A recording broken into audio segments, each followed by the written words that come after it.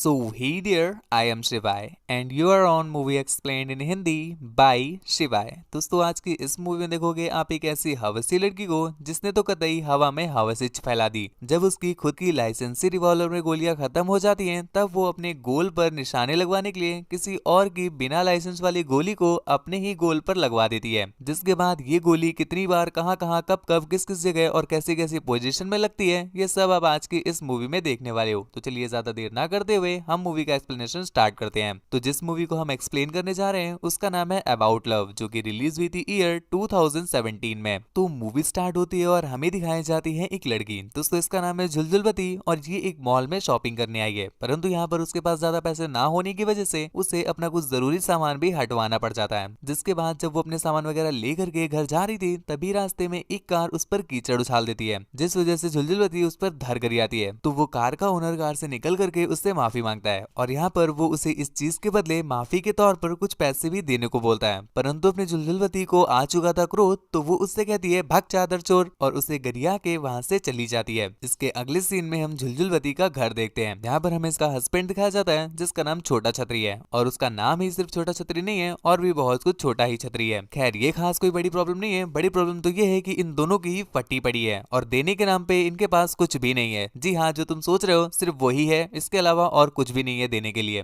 जबकि इनके ऊपर ऑलरेडी बहुत सारा कर्ज लगा हुआ है, इवन इनका घर भी गिरवी रखा हुआ है, कभी भी इन्हें लात मार के इनके घर से बाहर निकाला जा सकता है। अब तुम ये सोच रहे होगे कि भाई साहब अगर घर से बाहर निकाल दिया तो ये लोग पेलम पाली कहाँ करेंगे। जी हाँ, मैं भी यही सोच रहा था। मूवी के अगले सीन में हम देख पाते हैं जो अपना छोटा छतरी है वो एक प्रोफेसर है और यहाँ पर जो अपनी झुलझुलवती है वो उसकी ही स्टूडेंट है। मतलब क्लास में टीचर जी थ्योरी पढ़ाते हैं और घर ले जा करके बायो के प्रैक्टिकल कराते हैं। क्लासेस खत्म करने के बाद अपनी झुलझुलवती सीधा बैंक में जाती है ताकि वो वहां पर जा करके थोड़ी सी मोहलत ले सके, क्योंकि उनका जो घर था वो ऑलमोस्ट नीलाम होने ही वाला था। और यहाँ पहुंच करके उसे पता चला कि जिससे उसने अभी 2 दिन पहले ही धर गरी आया है वो ही इस बैंक का मैनेजर है। अब भाई साहब उसकी फटके 4 हो गई, क्योंकि अब वो उससे क्या ही कहे। लेकिन यहाँ पर भाई साहब बंदा थोड़ा डिसेंट निकला और वो उसे कुछ भी ना कह करके उसे मोहलत दे देता है। जिसके बाद वो झुलझुलवती से बोलता है कि इस समय उसे एक चाइनीज ट्रांसलेटर की जरूरत है, अगर उसकी जान पहचान में कोई है तो वो उसे बता दे। ये सुन करके अपनी झुलझुलवती उसे एक कहावत सुनाती है, क्या चाचा जेब में 350 रुपए पड़े हैं पर फिर भी हट के हिला रहे हो। बच्चे शायद इस कहावत को नहीं सोच पाओगे तो आप इसकी अल्टरनेटिव सुनो, बगल में छोरा शहर में डिंडोरा। अर्थात जो अपनी झुलझुलवती है उसे चाइनीज अच्छे से आती है और वो ट्रांसलेट कर सकती है। तो अपना भंसुरानंदन उसे एक कसिनो में ले जाता है, क्योंकि यहाँ पर गेम खेलने के लिए चाइनीज लोग भी आते थे और उसे एक ट्रांसलेटर की जरूरत होती है।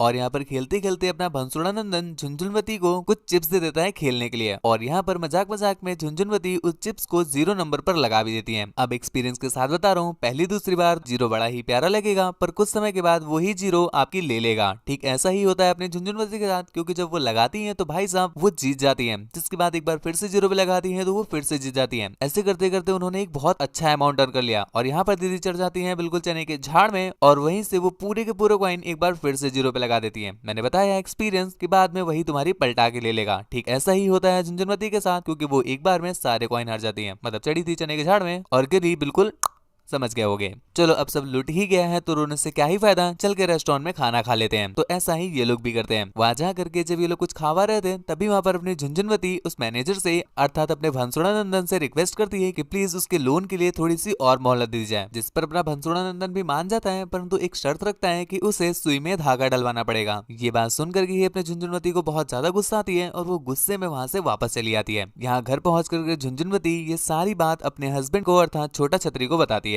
यहाँ पर छोटा छतरी को इस बात से घंटा फर्क नहीं पड़ता कि सामने वाला बंदा उसकी ही वाइफ की पलटा के लेने की बात कर रहा है, परंतु उसे इस बात का फर्क पड़ रहा है कि उसकी वाइफ इतने सारे पैसे कैसे हार सकती है। जिस पर उसे रियलाइज हो जाता है कि वो कतई एक तूतिया नंदन के साथ रह रही है। लेकिन अब क्या ही कर सकते हैं। पर इसके कुछ दिनों के बाद एक बार फिर से वही तूतिया नंदन अर्थात अपने छोटा छतरी के पास बैंक से नोटिस आ जाती है कि उन्हें जल्दी से जल्दी अपना लोन चुकाना पड़ेगा, वरना बैंक बिल्कुल डंडा घुसेड़ देगी। अब अपनी झुंझुनवती काफी ज्यादा परेशान हो गई है और उसके पास कोई भी ऑप्शन नहीं बचा है, इसलिए वो भंसुरानंदन को कॉल करके सुई में धागा डालने को एग्री कर देती है। जिसके बाद उसी रात भंसुरानंदन उसे एक ओयो में ले जाता है और यहाँ पर भाई साहब सुई में धागा भी पड़ता है और सिलाई भी होती है। लेकिन भंसुरानंदन यहाँ पर भी थोड़ी सी डिसेंसी दिखाते हैं, क्योंकि वो उसके साथ बिल्कुल भी फोर्सफुली कुछ नहीं करते, वो सब कुछ झुलझुलवती से बस करवाते ही है। और ये बात कहीं ना कहीं झुलझुलवती को काफी ज्यादा अच्छी लगती है, जिसका रिजल्ट ये होता है कि फाइनली उन्हें बैंक से थोड़ी मोहलत तो मिल जाती है, परंतु इसके साथ साथ झुलझुलवती इतना ज्यादा खुश हो गई थी कि ये दोनों एक बार फिर से पलंग तोड़ने के लिए ओयो चले जाते हैं। जिसके बाद से ही इनका ये चाटो पूछो पीलो खाओ चद्दर झाड़ो चलते बनो वाला जो सफर है ये स्टार्ट हो जाता है। और भाई साहब ये दनादन दिन में 2-2 3 दिन बाहर चलता ही रहता है। परंतु इसी चलते एक दिन अचानक से अपना ये भंसुड़ा नंदन गायब हो जाता है। झुलझुलवती उसे ढूंढने की बहुत ज्यादा कोशिश करती है परंतु घंटा उसे कहीं पर मिलता ही नहीं। और इस बीच हम देख पाते हैं कि झुलझुलवती को, जी हाँ सही समझे, पानी लग चुका है। और जैसे कि हर वीडियो में बताता हूँ बाबू कि पानी लग जावे तो रहा रहा नहीं जाता। और यही कंडीशन इस समय झुलझुलवती की है। इन्हें किसी की भी आवाज सुनाई देती है, कोई भी जीव जंतु ऊद बिलाव कुत्ता बिल्ली बंदर दिखता है, इन्हें बस अपना भैंसुड़ा नंदन ही उसमें नजर आता है और बस उसी की आवाज गूंजती रहती है। और दूसरी तरफ हम भैंसुड़ा नंदन को देख पाते हैं जिसका बेचारे का बेटा काफी बीमार है, इसलिए वो कहीं पर नहीं जा रहा है, अपने बेटे के साथ में है। और इसी बीच हम देखते हैं झुलझुलवती इतना ज्यादा बौरा जाती है कि वो सीधा अपने हस्बैंड को अपने और भैंसुड़ा नंदन के बीच हुए सुई धागे की कहानी सुना देती है, जिस पर उनका हस्बैंड बहुत ज्यादा गुस्सा करता है और दह थप्पड़